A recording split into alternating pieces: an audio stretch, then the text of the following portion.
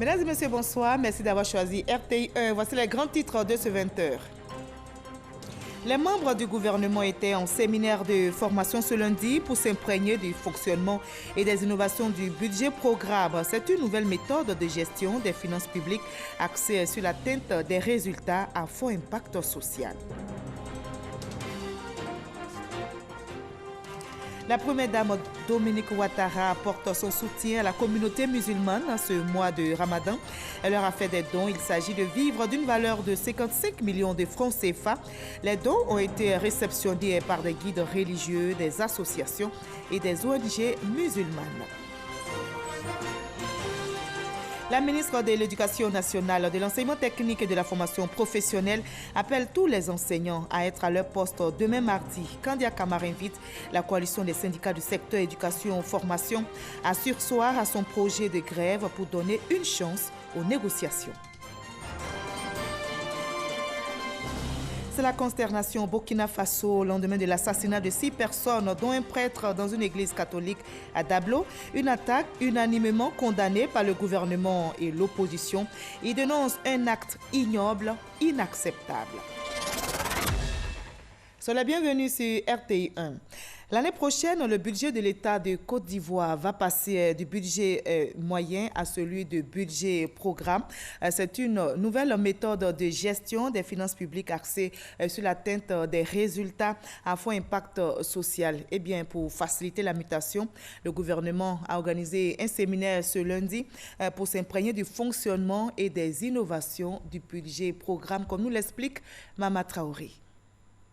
Donner plus d'efficacité à la dépense publique en passant du statut de budget de moyens à celui de budget programme. C'est l'objectif que s'est fixé le gouvernement à l'échéance du 1er janvier 2020. Cette mutation fait suite à une directive de l'UEMOA, Union économique et monétaire ouest-africaine, visant à renforcer la cohérence entre les objectifs de développement d'un pays et les allocations budgétaires. Cette réforme vise à offrir au Parlement une meilleure visibilité dans les choix budgétaires et à améliorer le service public rendu aux citoyens.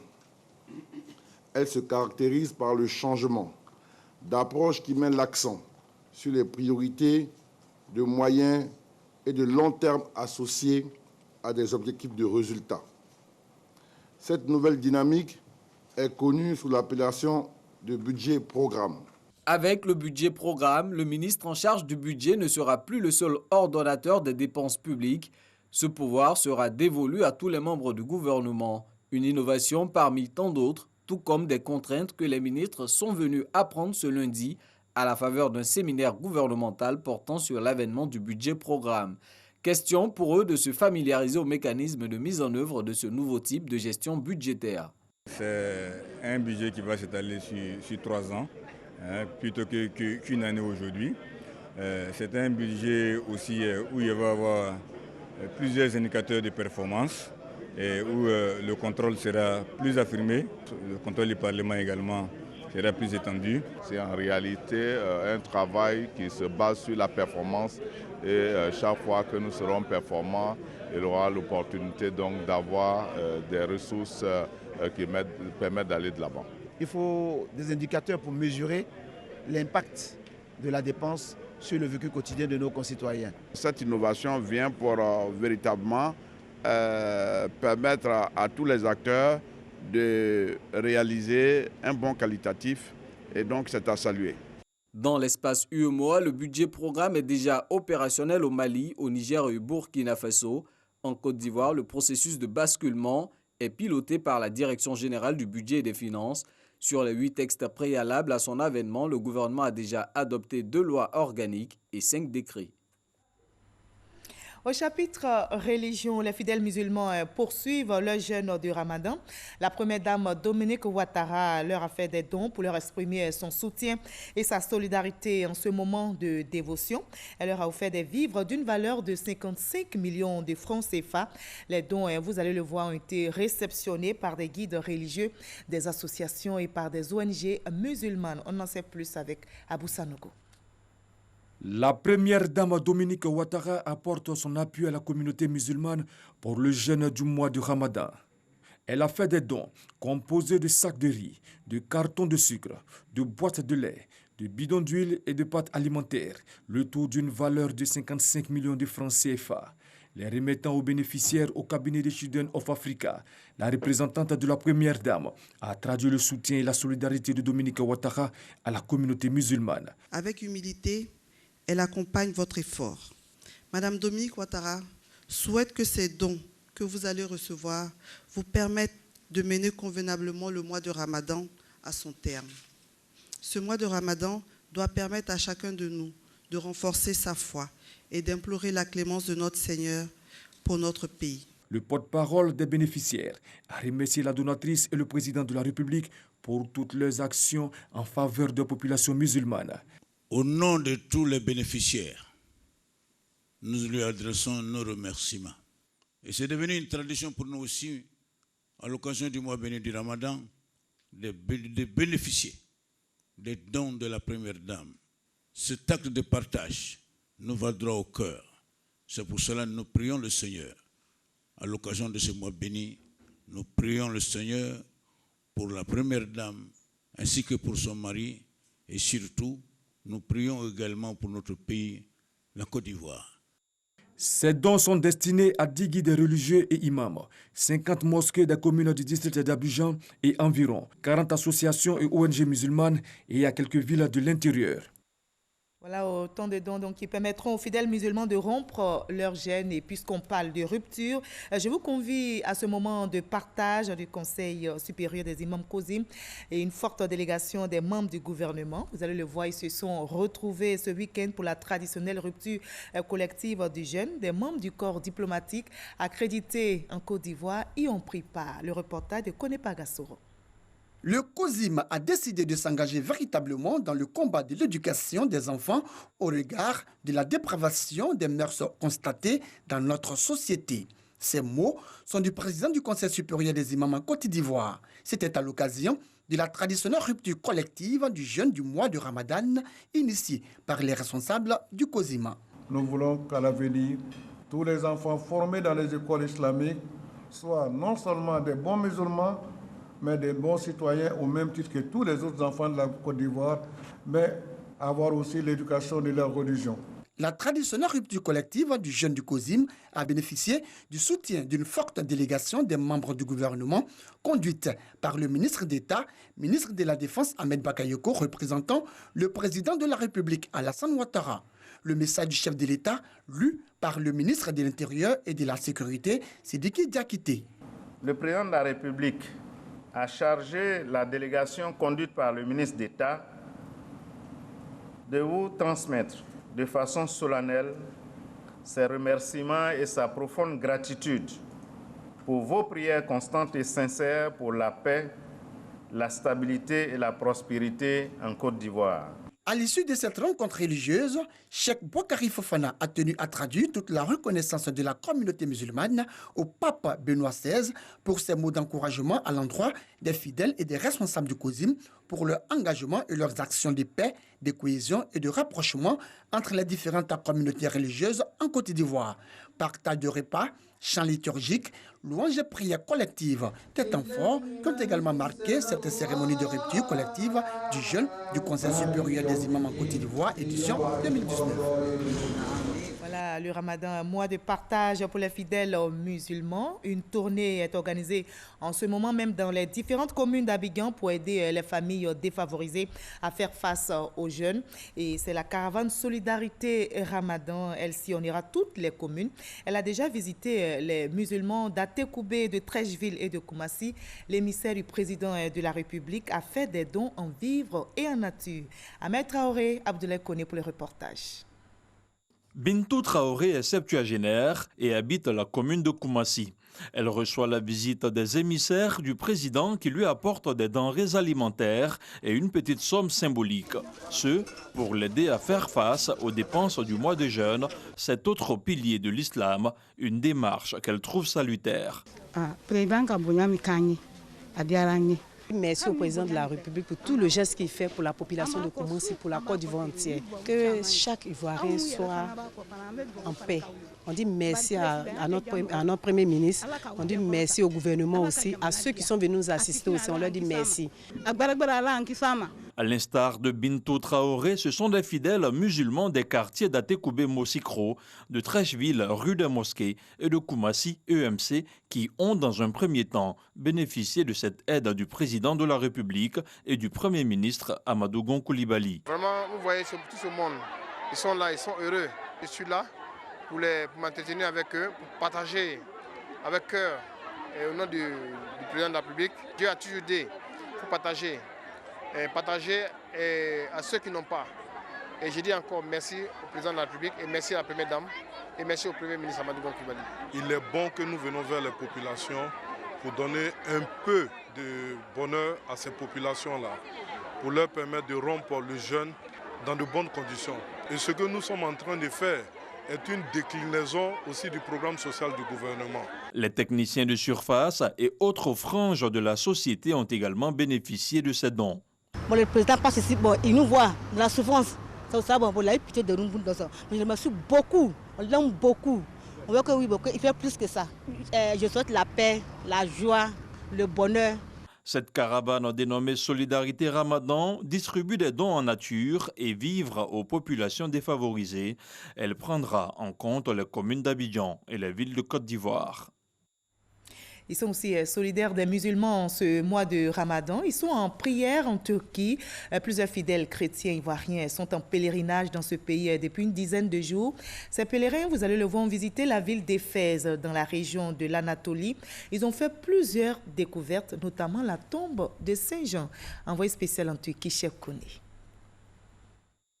Originaire de Galilée, l'actuel Israël, Philippe fut l'un des disciples du Christ. Certains témoignages affirment qu'il serait parti christianiser des régions d'Asie mineure, qu'il aurait été par la suite lapidé, puis décapité par les Romains.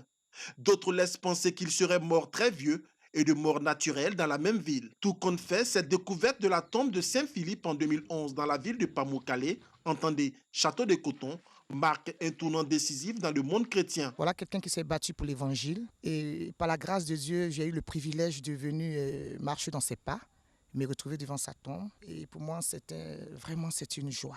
Nous ne sommes pas venus en Turquie parce que nous ne croyons pas en Jésus, mais nous croyons en Jésus et nous sommes simplement venus vérifier ce que les Saintes Écritures disent et puis dire au peuple de Dieu que ce qui est écrit, ce ne sont pas des fables. Ce site de Pamukkale est aujourd'hui un site touristique de premier choix, surtout pour ses eaux thermales et ses roches sédimentaires de plus de 2700 mètres de long. Depuis son inscription au patrimoine de l'UNESCO en 1988, des millions de pèlerins s'y rendent. À 200 km de là, précisément à Éphèse, les pèlerins ivoiriens découvrent la dernière demeure de Vierge Marie, la mère de Jésus. Selon les Saintes Écritures, Jésus sur la croix confia sa mère à Saint Jean-Baptiste, qui l'amena à Éphèse après la mort du Christ. La tombe de ce dernier y a également été découverte. Un moment plein d'émotion pour les membres de la délégation ivoirienne. Quand je vois ces villes souterraines, là où des hommes et des femmes ont vécu pour la cause de l'évangile, je vous assure que c'est du réel et ça donne la foi. Même s'il y a d'autres versions, mais après avoir vu le tombeau de Saint-Jean, je crois que nous sommes sur les sites réels de la fondation de l'église que nous connaissons aujourd'hui. D'autres sites historiques ont été visités, notamment les villes souterraines de la Cappadoce, les cheminées de Fès, le musée en plein air de la Gorème, ainsi que les caravansérails de Soutana, des sortes d'auberges fortifiées pour les commerçants de la période antique. Loin de la Turquie, ici en Côte d'Ivoire, la ministre de l'Éducation nationale, de l'enseignement technique et de la formation professionnelle appelle à donner une chance aux négociations. Kandia Kamara vient d'organiser une conférence. Elle invite tous les enseignants à être à leur poste demain mardi. La coalition des syndicats du secteur éducation-formation est appelée à surseoir à son projet de grève. Son département ministériel n'a reçu aucun préavis. Christelle Begeba et Grace Kando. La coalition des syndicats du secteur éducation-formation de Côte d'Ivoire, COSEFSI, projette une grève à compter de ce mardi 14 mai. La COSEFSI secteur éducation-formation Côte d'Ivoire a depuis le mois de novembre entamé une lutte pour revendiquer 5 points. L'amélioration des indemnités de logement, la suppression des coûts de mercredi, la révalorisation au double des indemnités liées aux examens de fin d'année. Le paiement des 500 000 francs aux enseignants ex-contractuels et la réintégration du résiduel des 91 qui ont été radiés pour faire des grèves. Ces différents points de revendication ont déjà été portés à la connaissance du gouvernement. Un séminaire a été organisé à Grand Bassam du 10 au 13 avril 2019 avec l'ensemble des syndicats du sous-secteur éducation-formation, dont la COSEPSI, pour finaliser les négociations sur les différents points de revendication. Les conclusions de ce séminaire sont sur la table du gouvernement qui est en train de les examiner afin d'y apporter des réponses. Par ailleurs, la ministre Kandia Camara met en garde tous les enseignants sur l'observation de ce mot d'ordre de grève. Tous ceux qui se mettront en grève à partir de demain, nous allons considérer que ce sont des hommes et des femmes qui ne veulent plus être dans le corps des enseignants. Nous allons estimer que ce sont des gens qui n'ont plus leur place ici. Ce ne sont pas des éducateurs, ce ne sont pas des formateurs. Ils ont d'autres desseins, ils ont d'autres objectifs. Ils n'ont plus leur place ici. Donc, à la suite de cette grève, non seulement, évidemment, il y aura des ponctions sur des salaires, parce qu'on est payé pour un salaire effectué. Quand on ne travaille pas, on n'a pas de salaire. Mais je veux purement et simplement les remettre à la disposition de la fonction publique. Du fait des perturbations engendrées par les grèves, un réaménagement a été adopté. Il s'agit du découpage de l'année scolaire en 2 semestres et les examens du CPE prévus pour se dérouler le 5 juin prochain auront lieu finalement le 1er juillet. Les dates des autres examens restent inchangées. Voilà un reportage réalisé par Christelle Bédéga et Grace Kando. Les parents d'élèves appellent également les enseignants à privilégier la voie du dialogue pour trouver une issue à la crise. Les parents d'élèves de Côte d'Ivoire ont fait une déclaration hier sur nos antennes. Nous les écoutons. Nous, parents d'élèves et l'ensemble de la communauté éducative, apprenons avec désarroi la reprise d'une grève éventuelle et imminente de la COSEPSI. C'est pourquoi, tout en considérant que les gros perdants d'une nouvelle grève sont bel et bien les parents d'élèves et leurs enfants qui vont continuer d'être privés de leur droit à l'éducation de qualité. Nous, collectif des associations des parents d'élèves étudiants de Côte d'Ivoire, appelons et interpellons donc ici la COSEPSI de surseoir à cette grève qui risque de ruiner tous les espoirs des parents d'élèves qui ont consenti d'énormes sacrifices pour la réussite de l'année scolaire de leur progéniture et de faire confiance au cadre de négociation en cours avec le gouvernement. La mutuelle de développement de Brie dans la sous-préfecture de Bayota fait aussi la promotion de l'éducation et de la formation des élèves. Elle a construit un collège de proximité. Ce collège d'une dizaine de salles de classe a été entièrement équipé par le ministère de l'Éducation nationale, de l'enseignement technique et de la formation professionnelle. La ministre Kandia Camara s'est rendue dans la région pour inaugurer l'établissement. D'autres chantiers de développement de Ouragayo ont été visités par la ministre Kandia Camara. Franck Quadio pour le reportage. Les élèves des 4 villages du canton Brie dans la sous-préfecture de Bayota, commune de Ouragayo, ont le sourire. Fini désormais les contraintes des kilomètres à parcourir.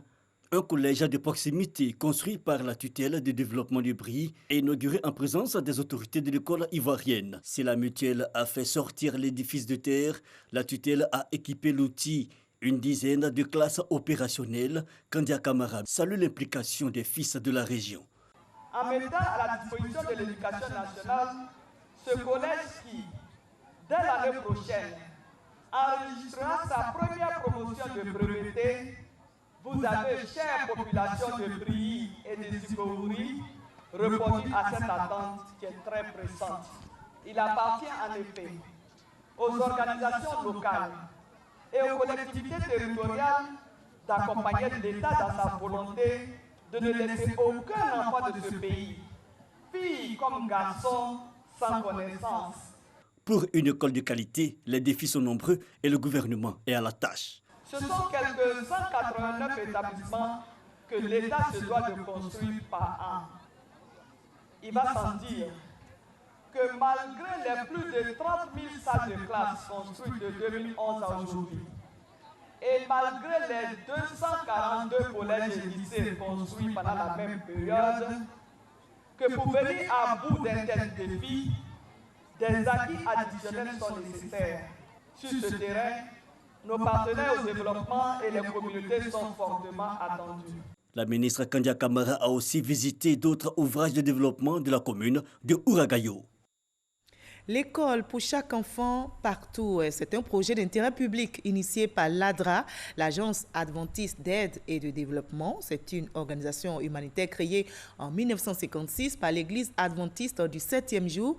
L'action vise la scolarisation des enfants du monde entier à travers la collecte de 2 millions de signatures pour une pétition destinée à défendre le droit à l'éducation. Marcelin Kla, Issa Tchunayeo. Une campagne de signature de pétition d'1 million de personnes pour soutenir le projet Every Child, Everywhere to School, l'école pour chaque enfant partout. À travers ce slogan, l'Église adventiste du 7e jour, via son ONG l'ADRA, Agence adventiste d'aide et de développement, veut faire la scolarisation des enfants une priorité dans le monde. Une chose est de laisser les enfants aller à l'école, mais de créer l'environnement qu'il faut. Nous, notre objectif en lançant cette pétition, Every Child, Everywhere in School, est non seulement de créer des écoles, mais de permettre à ce que les enfants à l'école aient les conditions pour étudier. Nous faisons cette campagne pour encourager le gouvernement. Éduquer la jeunesse, éduquer les enfants, c'est d'abord assurer le présent, mais aussi assurer le futur. Parce que les enfants grandissent. Et donc, c'est pourquoi nous voulons encourager que personne ne soient aliénés dans ce pays, que tous les enfants aillent à l'école pour qu'ils soient des bons citoyens pour la Côte d'Ivoire, pour le monde et pour Dieu. Depuis 2015, le gouvernement ivoirien a initié le programme École pour tous afin de garantir l'égalité des chances à tous les citoyens d'aller à l'école. La représentante de Kandia Camara a donc salué l'initiative de l'Église adventiste du 7e jour qui vient soutenir les efforts du gouvernement dans le domaine de l'éducation. La Côte d'Ivoire doit pouvoir réussir à aller jusqu'à avoir au moins 1 million de signatures sur les 800 que nous attendons de nous. Et l'université pour nous est déjà une base.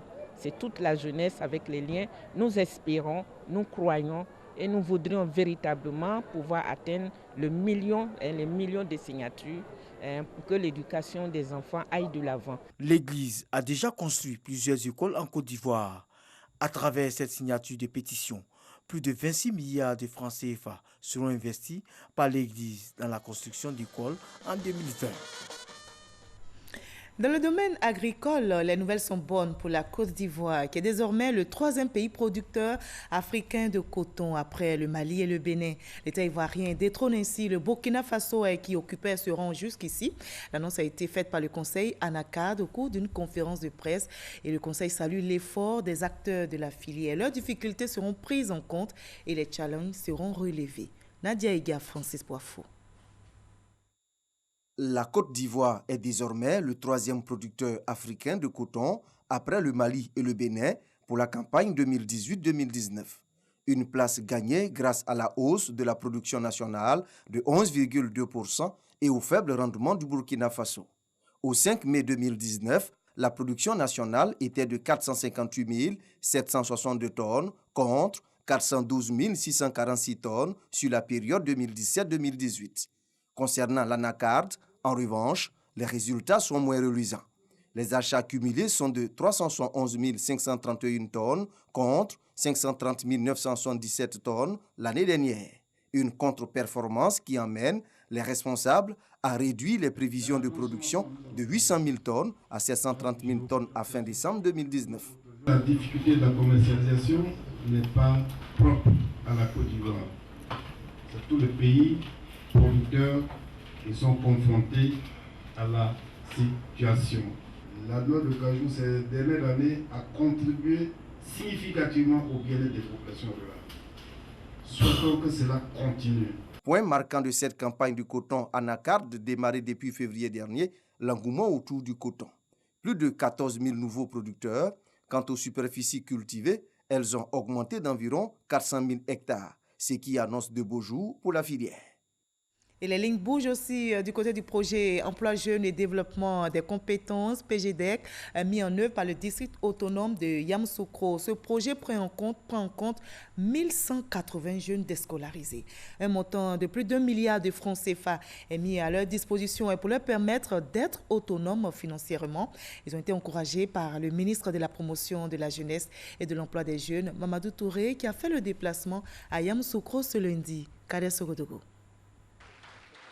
Le projet Emploi Jeunes et Développement des compétences PGDEC et le district autonome de Yamoussoukro main dans la main pour donner un coup d'accélérateur à l'autonomie financière des jeunes de Yamoussoukro. Une convention d'un montant global de plus de 1,54 milliard de francs CFA a été signée le 7 juillet 2017. Ce projet est en pleine exécution et bénéficie à 1180 jeunes âgés de 18 à 35 ans établis dans 5 secteurs. Les travaux à haute intensité de main-d'œuvre TIMO, les associations villageoises d'épargne et de crédit, les activités génératrices de revenus, les micro-entreprises et enfin l'apprentissage en milieu rural.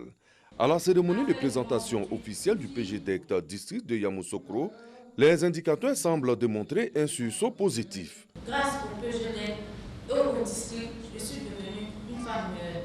Un homme ne peut jamais faire le mal sur mon projet. De quoi faire plaisir au gouverneur du district autonome de Yamoussoukro qui tient à ce projet. La vision globale du gouvernement est rappelée par le ministre de la Promotion de la Jeunesse et de l'Emploi des Jeunes. Au regard des objectifs du programme social du gouvernement, vous l'aurez compris, les défis sont énormes. Aussi l'ampleur de la tâche implique que chaque acteur puisse prendre sa part de responsabilité. En effet, l'amélioration de l'employabilité des jeunes et leur accompagnement vers l'emploi et l'autonomisation sont l'affaire de tous.